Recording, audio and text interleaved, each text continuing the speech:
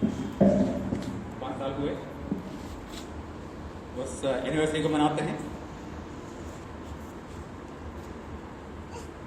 पिछले हफ्ते के अंदर हमारे भाई नथानिएल भी है। ऐसे गुजरे हफ्ते में हमने यीशु के मारे जाने की जिक्र को सुना से उसकी एनिवर्सरी मनाई, उसकी यादगार मनाई। इस जिंदगी को खत्म करके हम कहां जाते हैं, क्या होता है, मैंने सोचा इस पर हम गौर करें। हमारे अजीज कहां गए, यीशु कहां गया, मैं खुद कहां जाऊंगा।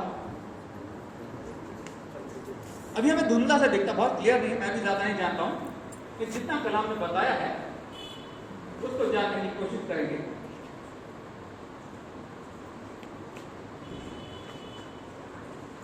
यीशु ने कहा, काम को कर रहा था उन दिनों के बारे में, इन दिनों के बारे में सैमुएल नबी से लेकर जितने भी नबी हुए हैं उन्होंने इन दिनों के बारे में जिक्र किया है।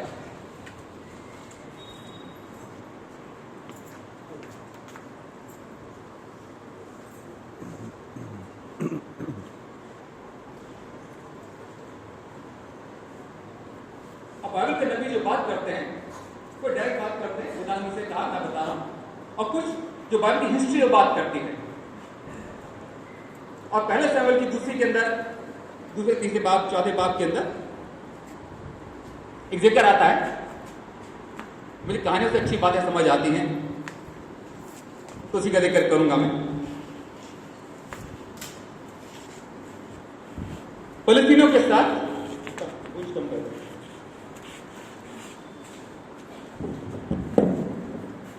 फिलिस्तीनियों के साथ इजराइलों का जंग चलती थी, लड़ाई होती थी। इजराइलों से परेशान थे, जंग हुई। अच्छा, वो काफी दूर है। इजराइलों परेशान थे, हार रहे थे। स्पीकर बंद उन्होंने इरादा किया कि है कि संदूक को आ रही थी आवाज, इसलिए बंद हो गई। आ रही थी ठीक है। जब के बता है कि संदूक को लेके आ गए। जब है का संदूक वहीं से हुआ जंग के मैदान में आ गया, सारे इजराइलियों ने बहुत जोश के साथ नारा मारा, वहीं से हुआ था। इनने एक बड़ी जयकार करी। इजराइल डर गए। एक जगह बैठ जा। अब तो इनका देवता के बीच में आ गया, अब हमें कौन बचाएगा। और फिलिस्तीनियों ने कहा, हिम्मत करो, जोर लगाओ, नहीं तो तुम्हारी खैर नहीं।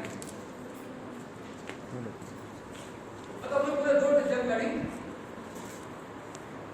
लिखा है इजराइली भाग गए और हैज का संदूक को उठा के लूट के ले गए। जो खुदा की मौजूदगी का संदूक था, जिसको डरते थे, इसमें खुदा की मौजूदगी है, इनका देवता, इनका खुदा इनके बीच में आ गया है, वो लूट के चला गया। बहुत से इजराइली मारे गए। और जो उसको ले गए, जीत कर ट्रॉफी लेके आते ना, दुश्मन की कोई चीज को लूट के ले आते तो अपने ट्रॉफी की तरह से सजा के रखते हैं। तो उन्होंने अपने दागोन, अपना जो उनका देवता था, दाजोन बोलते हैं उर्दू में, बाकी इंग्लिश में दागोन है, उसके मंदिर में उसको रख दिया। अगले दिन सुबह दागोन मुंह के बल गिरा पड़ा पाया। उन्हें फिर क्या उसे समेट समाट के वापस खड़ा कर दिया। वे दिन सुबह क्या देखते हैं, वो गिर गया, उसके हाथ भी टूट गए, उसका सर धड़ से अलग हो गया।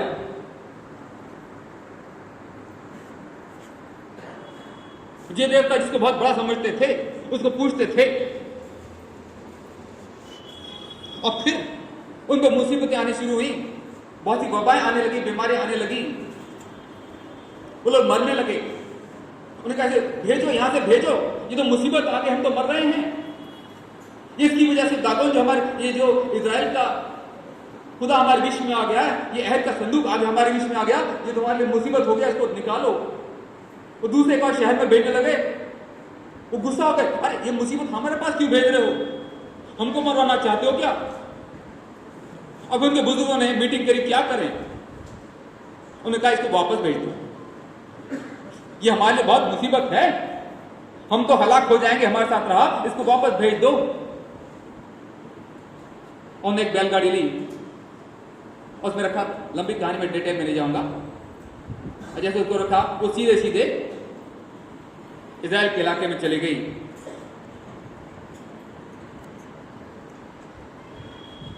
याशुआ के खेत में जाके पहुंची, इजराइल में खुशी मनाई। दागोन जो देवता है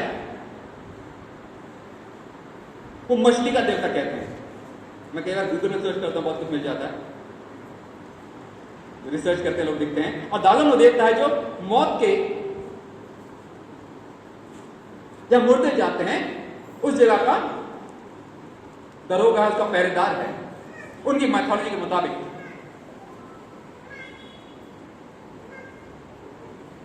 जो मर के जाते हैं वो उसकी कैद में रहते हैं, उसके पास रहते हैं, ऐसा उनका मानना है। वो देवता उनका हार गया। अब हम यीशु के पास आते हैं।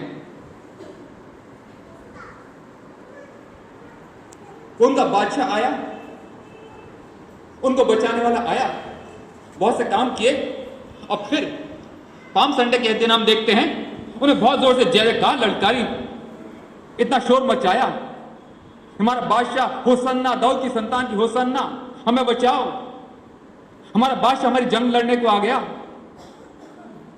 और जो फरीसी थे, जो याजक महायाजक थे, वो घबराने लगे। वो कहते अब तुम करते क्या हो, सारी दुनिया इसके पीछे हो चली है, हमको तो कोई पूछता नहीं है, ये रोमी आएंगे हमारी हुकूमत को ले जाएंगे, कुछ करो, तुम कुछ कर नहीं रहे हो। और उन्होंने प्लान बनाया, युद्धस्कृति को पैसे दिए, इसे पकड़ के इस पर मौत का फतवा देकर इसे मार दो। वो यीशु मसीह जो खुदा की मौजूदगी लेके आया था, अहद के संदूक से ज्यादा, वो दुश्मन के हाथ हो गया, दुश्मन उस पर गालिब आ गया। वो मौत के हवाले चला गया, वो मौत में चला गया, वहां चला गया जहां लोग मर के जाते हैं। हम अकीदे में पढ़ते हैं वो आलम अरवा में उतर गया। 3 आलम है, एक ये दुनिया का आलम जिसमें हम रहते हैं, आलम है आला, आला मतलब सबसे ऊपर, हाईएस्ट हेवन, और आलम अरवा वो रूहानी जगह जहां पे लोग मर के जाते हैं। इससे पहले के आखिरी वक्त में यीशु आए, सबकी इंसाफ करे, उससे पहले जगह है जहां पे लोग मर के जाते हैं। यीशु वहां चला गया, वो जगह हिल गई, वहां की बादशाह हिल गई। लिखा है मौत उसको अपने कब्जे में ना रख सकी। दागोन उस खुदा के अहद के संदूक को अपने कब्जे में नहीं रख सका और कहा कि वापस ले जाओ, कैसे करके वापस ले जाओ, हम इसको बर्दाश्त नहीं कर सकते। कलाम कहता है मौत यीशु को अपने कब्जे में नहीं रख सकी, उसको वापस आजाद कर दिया, मौत के बंधन टूट गए। यीशु वापस अपने लोगों में आ गया। बादशाह उस दुश्मन के घर में जाकर के उसको अपने घर में हरा करके वापस आ गया। इस चीज को हमने मनाया है, गुड फ्राइडे ईस्टर, ये तो मनाया है।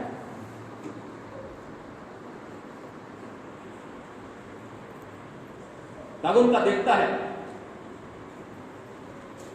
वो मछली देवता है जिसकी जो मूर्ति बनती है, आधा नीचे मछली है, आधा ऊपर इंसान, उसके हाथ पैर हैं।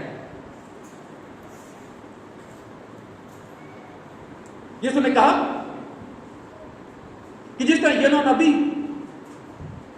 3 रातों दिन मछली के पेट पर रहा था, उसी तरह इब्ने आदम 3 रातों दिन मौत में रहकर उससे निकल के आएगा। यूना नबी सिंबॉलिक है आने वाली मौत का, आने वाले यीशु का। यीशु ने काम किया है, जो मौत में होकर के वापस आ गया, उस मौके आएगा। यीशु ने करके दिखाया। कहता जैसा लिखा था यूना नबी के बारे में, वैसा इब्ने आदम करेगा। तीसरे दिन वो मुर्दों में से जी उठा। नहीं, जो आलम अरवा है, जहां लोग मर के जाते हैं, उसके 2 हिस्से हैं।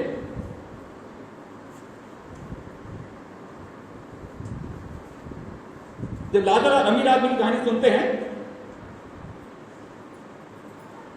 उसमें लिखा है वो 2 जगह थी। एक जगह अमीर आदमी था जो तड़प रहा था, और एक लाजर था जो अब्राहम की गोद में आराम पा रहा था। 2 कंपार्टमेंट, 2 हिस्से हैं। कुछ लोग आराम में दाखिल होते हैं, कुछ तकलीफ में जाते हैं, तड़पते हैं। एक दिन वो होगा जब यीशु दोबारा आएगा, जो अतः गड्ढे में लोग डाले जाएंगे, उसकी बादशाहत में उसके साथ आसमान को उठा लिए जाएंगे। लेकिन उससे पहले अब जो मरते हुए तो कहीं जाते हैं, वो आलम अरवा में जाते हैं, रूहानी जगह जहां पे लोग मर के जाते हैं। जो लाजर की कहानी है वो आखिरत की कहानी नहीं है। अब जब दुनिया चल रही थी, मेरे भाई और भी हैं, 5 भाई और हैं जो मेरी तरह जिंदगी गुजार रहे हैं, वो यहां पे आएंगे। उस वक्त की बात थी, आखिर की बात नहीं थी। वो जो जल रहा था, जो तड़प रहा था, उस वक्त जल रहा था। आज भी बहुत से लोग वहां पे तड़प रहे हैं। ऐसा नहीं है कि जब आखिर में यीशु मसीह आएगा, जजमेंट हो जाएगी, जब भी आग में डाले जाएंगे। आज भी तड़प रहे हैं, आज भी लोग उसके आराम में दाखिल हो रहे हैं।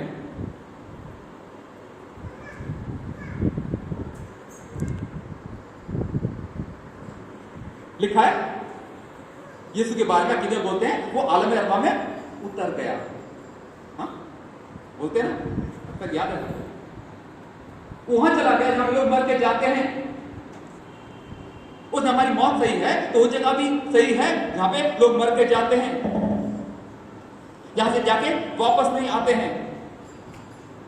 लेकिन यीशु ने वहां जाकर के उस कैद के उस बंधन को तोड़ दिया, हमारे लिए एक रास्ता खोल दिया, वो गेट को तोड़ दिया जिसके तरह के बंद हो कैद हो जाते हैं। वहां पे जाकर उसने काम किया।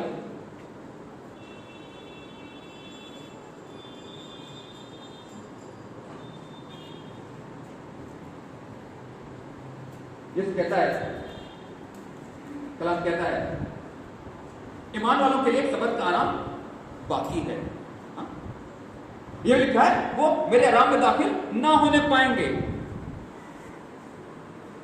2 कैटेगरी हैं, एक जो वो हरगिज मेरे आराम में दाखिल ना होने पाएंगे, और दूसरी कैटेगरी है उसके आराम में दाखिल होंगे। लाजर आराम में दाखिल हो गया, अब्राहम की गोद में गया, अपनी मुसीबत से, अपनी तकलीफ से रहा हो के उसको आराम मिल गया, उसे आराम की जरूरत थी। जो बहुत आराम से था, जो बहुत ऐश कर रहा था, वो तकलीफ में चला गया। उसे सबत का आराम, जो बाकी आराम प्रॉमिस्ड आराम है, वो नहीं मिला। शरीयत में सबत के बारे में लिखा है वो आने वाली चीजों की परछाई है, जो खुदा के लोग आराम में दाखिल होंगे।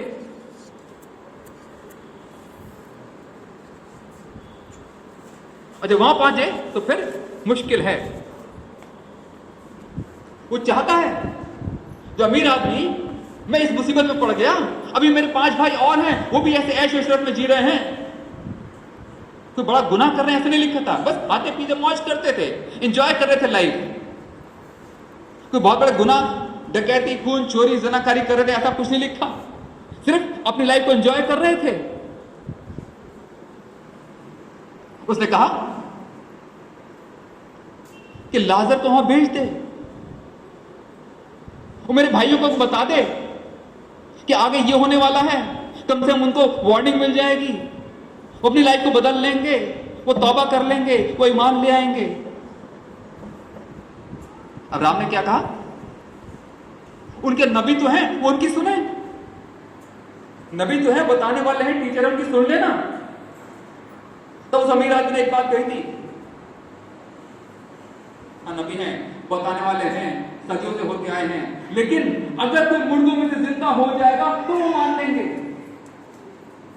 कि आगे भी कुछ है, आगे कुछ होने वाला है, तो मुर्दों में से जाएगा तो लोग मान लेंगे, तो विश्वास कर लेंगे, तो बच जाएंगे। ग्रोथ है। हम कैसे मान लें कुछ आगे है?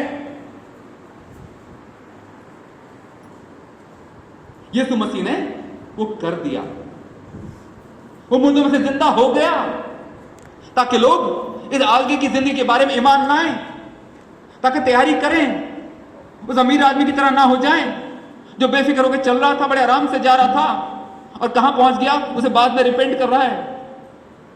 बाद में रिपेंट करने का, बाद में तौबा करने का मौका नहीं है। वो कह रहा अभी जिस जिंदगी के अंदर मेरे भाई हैं उनको कोई जाके बता दे। कौन है उसके भाई? मेरे आपके जैसे तो है ना,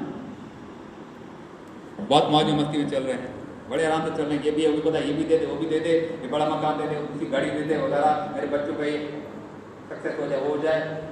इसी दुनिया में इतने अच्छे हुए हैं, सब कुछ आराम से चल रहा है, प्रेज़ द लॉर्ड, और चंदा बना दिया, ये कर दिया, वो कर दिया, बस ये मिलता रहेगी। आगे के लिए नहीं सोच रहे हैं। उनको कोई बता दे। यहूदियों में दो तरह के लोग होते थे, एक फरीसी और एक सदूकी। सदूकी लोग इस दुनिया के बाद की जिंदगी पर यकीन नहीं करते थे। बस यही जिंदगी है, यही बादशाह दी है, फलस्तीन देश दिया है, खुदा हमारे साथ है, ये दे रहा है, ये बात खत्म हो गई, सब कुछ खत्म है, बस जो इस दुनिया में मिल गया वही है। यीशु ने उनको गलत साबित किया। बहुत से हमें ऐसे हैं, सदूकी बाइबल पढ़ने वाले थे, यहूदी लोग थे, बाइबल पर ईमान रखने वाले थे, लेकिन आगे की जिंदगी पर यकीन नहीं करते थे। हम लोग जबान से तो कहते हैं, लेकिन प्रैक्टिकल लाइफ बताती है आगे के बारे में नहीं सोच रहे हैं। खाली जबानी जमा कर बहुत अच्छा गाते हैं, बहुत अच्छे से गाते हैं, बहुत अच्छे बोलते हैं, पढ़ते हैं, बोलते हैं, लेकिन जिंदगी नहीं बता रही है कि आगे की तैयारी से हैं, कहां जाएंगे, कोई फिक्र नहीं है। यीशु मसीह आने पर तो होगा इंसाफ, लेकिन अभी जब मर जाएंगे, अभी मुश्किल मुसीबत शुरू हो जाएगी, दूर नहीं है। जिस दिन आंख बंद हो गई उसी दिन या तो आराम में दाखिल होंगे या तकलीफ में जाएंगे। दोनों में से एक जगह जरूर जाना है, और दोनों में खाई है, इधर के उधर नहीं जाते, इधर के इधर नहीं आते हैं, लिखा है।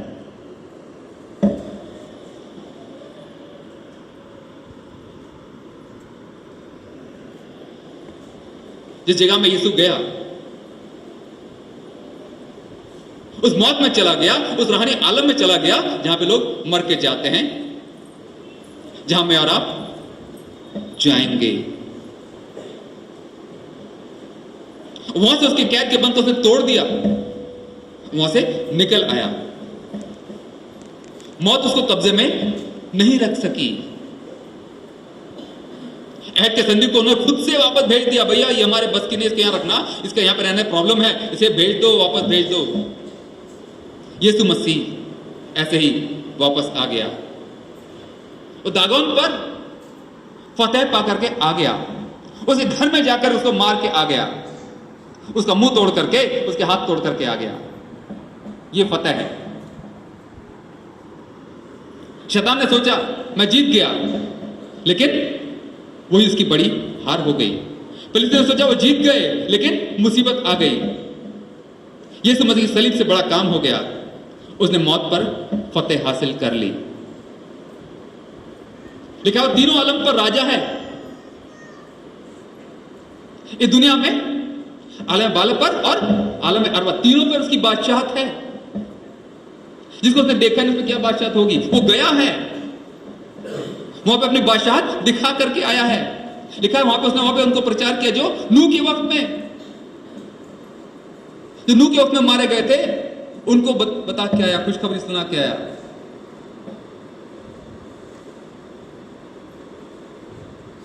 लिखा उसने और फरिश्तों तक तो नहीं छोड़ा, उनको जंजीरों में बांध करके कैद में रखा है।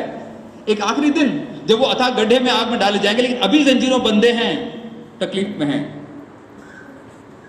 मुजरिम होता है फाइनल जजमेंट से पहले जेल में रहता है, बंदी गृह में रहता है। बहुत से लोग हैं, दुनिया के लोग हैं जो उस जेल में जा रहे हैं, उस बंदी गृह में जा रहे हैं, और जेल अच्छी जगह नहीं है। आजकल की मॉडर्न में तो बहुत सी फैसिलिटीज होती है, बहुत से वेलफेयर प्रोग्राम कैदी के लिए होते हैं, लेकिन उस जेल में नहीं है, उसमें तकलीफ है।